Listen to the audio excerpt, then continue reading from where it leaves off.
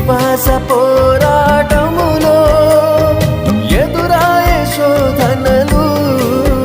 లోకాశల అలజడిలో